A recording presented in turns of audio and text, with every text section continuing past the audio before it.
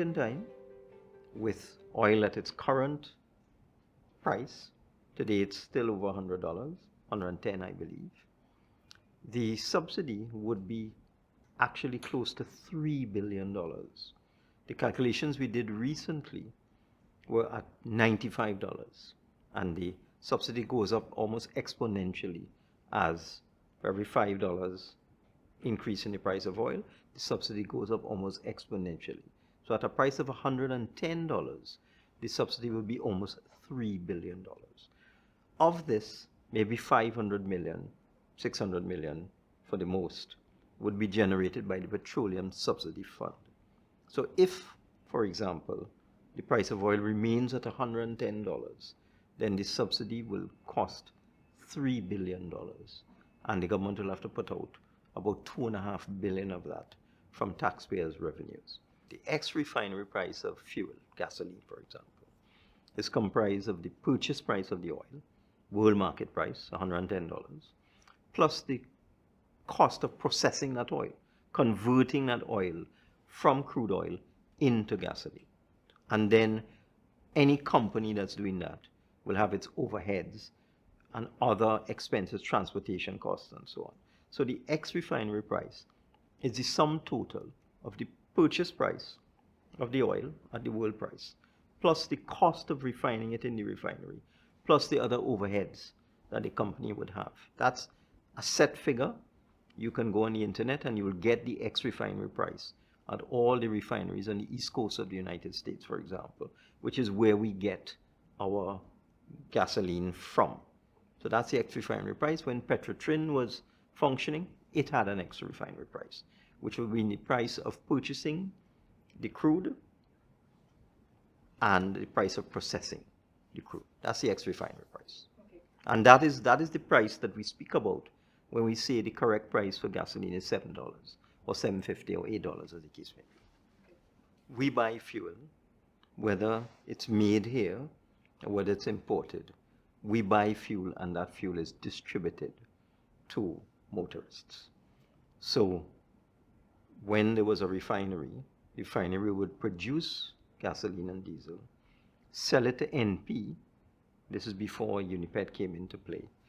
And NP is a wholesaler and also has its own outlet, so it would be a retailer as well. And as a wholesaler, NP would then sell that gasoline and diesel to petroleum dealers, who would then sell it in their gas stations at a fixed price. The price is set by the government based on a formula in one of the petroleum laws. So from 1974 to now, successive governments have adjusted the price of gasoline and diesel and kerosene sold to motorists at gas stations based on ability to subsidize and based on policy considerations. We use about 1 billion liters of fuel in Trinidad and Tobago every year. And the average cost of that fuel at $95 is about $7 TT per liter. As you go up the chain and you get to 110, it might be $8 or more. That would be the average cost of diesel and gasoline. Now, we also, in Trinidad and Tobago, the population is not properly aware of the real cost of premium gasoline, super gasoline, or what is called regular gasoline in the United States, and diesel.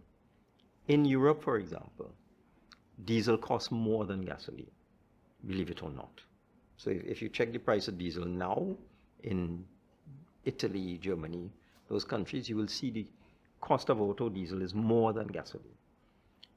With respect to gasoline itself, there isn't much of a differential between premium gas, high-octane gas, and regular gasoline. If you look in the States, you're talking about a couple cents is the difference. So at this point in time, with oil at $95, or if you use an average price of $95, because oil is in fact at 110, the cost of premium gasoline would be over $7, maybe $7.25.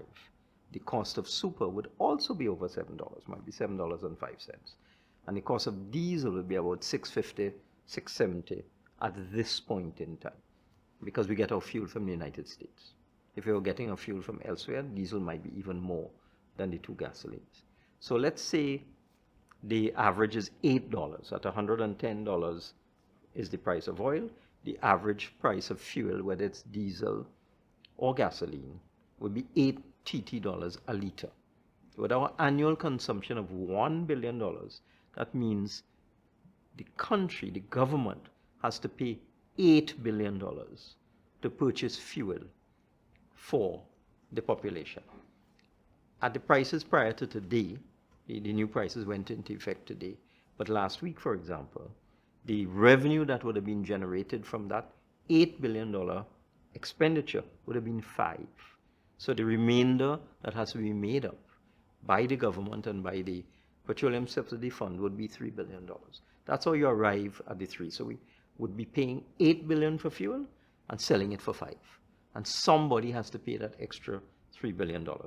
And the bulk of it has to come from the Treasury, and that's from value-added tax, personal income tax, corporation tax, customs duty, all the revenue sources that the government has. That is where that $3 billion has to come from. So it's an expense. The $3 billion is an additional expense. Now, at the beginning of this year, we had set the budget at an oil price of $65. And at that price, the subsidy that the government would have to pay was about $200 million. It was a small amount. In fact, at $60, there would have been a break-even. Now oil is 110, 100, that sort of thing. So that the subsidy that has to be paid to maintain prices at the current level is an expense that was not budgeted for in the national budget. That is something people need to understand, because there's a lot of misinformation that, oh, we allocated for the subsidy in the national budget, and therefore what are we quarreling about? It is not true. We allocated $200 million for the subsidy, not $2 billion, which is what it really is, $2 billion plus.